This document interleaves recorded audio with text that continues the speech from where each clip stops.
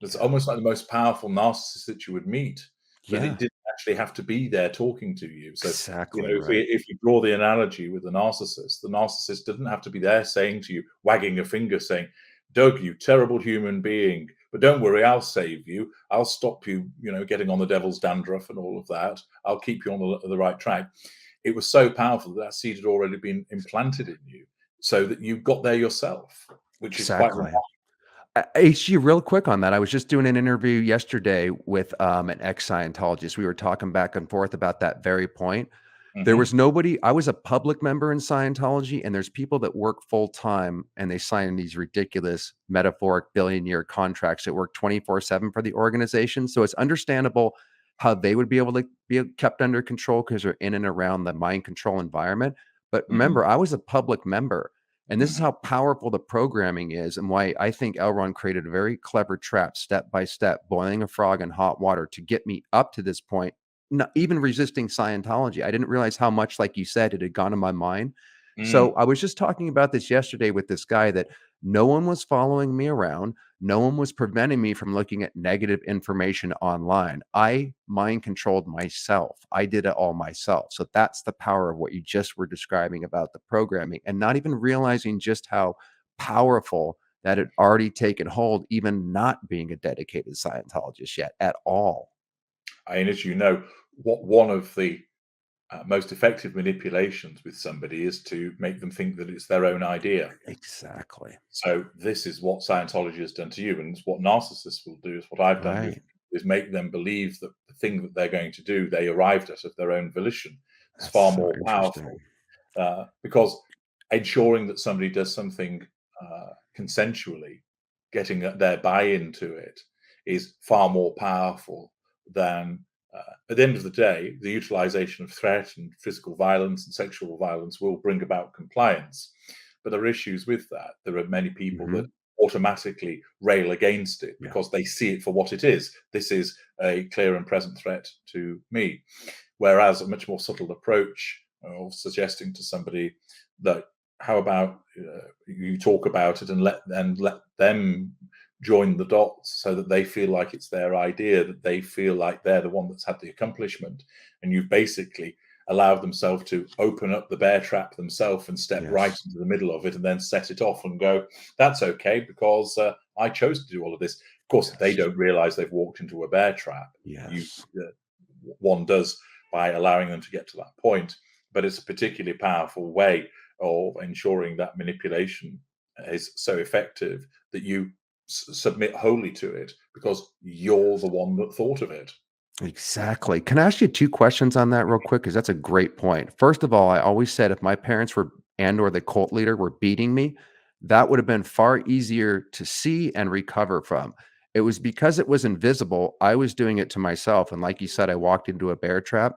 It's that psychological manipulation minus any warning signs, any being beat, that really fucked me up when I was trying to Mhm. work this out coming out of it. And again, that's why your information was so pertinent to putting together a lot of dots in one shot.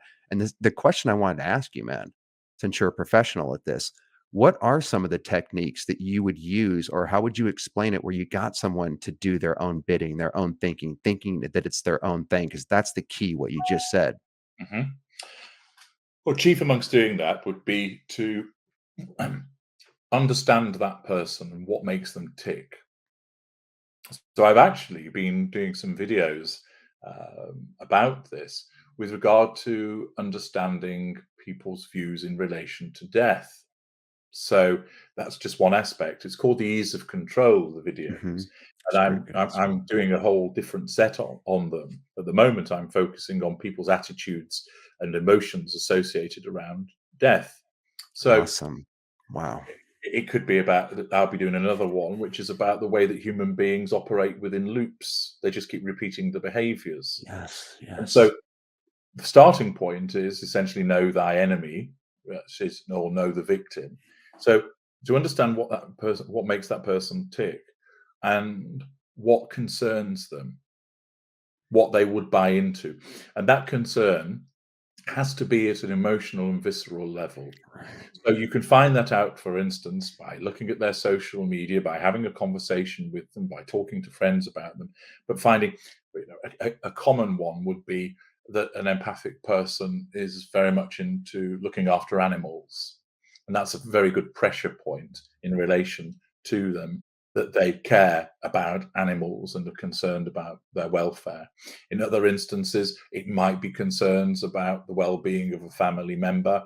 But whatever it is, it's about finding that relevant emotion and those thoughts and feelings that cause the individual to light up. And then one feigns an interest in that to say, oh, yes, I'm in the Canine Defence League also. I really want to ensure that Rover. And then by getting that buy-in so that they think that you're similar to them and that you have similar interests. And what's also important is to remember this, that as getting them to do that thing, you want to focus on the doing rather than the not doing, which again is related to this concept of it being their own idea, because the human brain is designed to do.